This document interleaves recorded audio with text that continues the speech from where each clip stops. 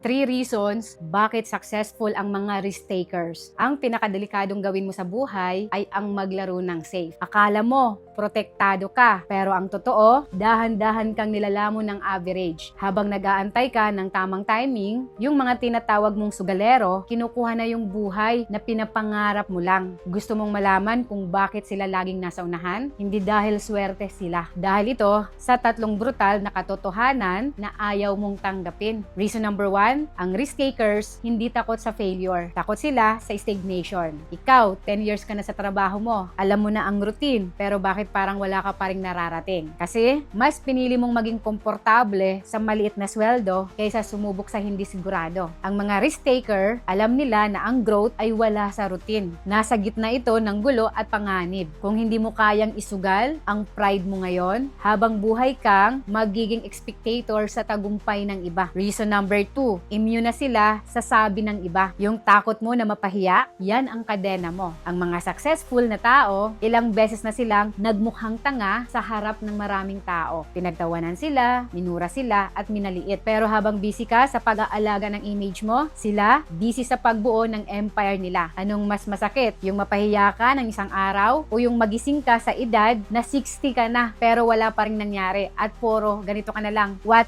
if sana ginawa ko to? Yun na lang yung naiisip mo. Reason number 3, naiintindihan nila ang math ng buhay. Kapag nag-risk ka, ang mawawala lang sa'yo ay yung kung anong meron ka ngayon. Na aminin natin, hindi naman sapat. Pero ang pwede mong makuha, walang limitation. Ang taong walang isinusugal, walang karapatang manalo. Ang pagiging sigurista ay ibang tawag lang sa pagiging duwag. Hindi ko sinabing tumalon ka sa bangin. Ang tunay na risk taker, ginagamit ang 70-30 rule, which is kapag may opportunity na sa harap mo at 70% na ng information ang hawak mo, tumalon ka na, gawin mo na. Huwag mo nang hintayin yung 100% certainty. Dahil sa oras na makumpleto mo yan, huli ka na sa balita dahil nakuha na ng iba yung pangarap mo. Ngayon, simulan mo sa micro risk. Ano yung isang bagay na takot kang gawin pero alam mong kailangan? Isang tawag ba para sa client? Isang post ba para sa business mo? Gawin mo yan sa loob ng susunod na 24 hours. Huwag mong isipin ang results. Kumbaga, sanayin mo lang yung utak mo na hindi mamatay kapag sumubok ka. At masakit pakinggan na duwag tayo minsan, di ba? Kasi alam mong sinasayang mo ang oras mo sa pagiging safe. Pero ito yung maganda. Ang tapang ay parang muscles lang yan. The more na ginagamit mo, lalo siyang lumalakas pa. Kaya hindi pa huli ang lahat para sumugal ka sa sarili mo ngayon. Lalo na sa pangarap mo. Pwede mo tong i-share or itag yung friends mo na kailangan makita to. Para makapag-start na din siyang makapag-isip, makapag-decide, kahit sa malit mo na risk niya. At kung gusto mo ng mga ganitong content, i-follow mo lang ako.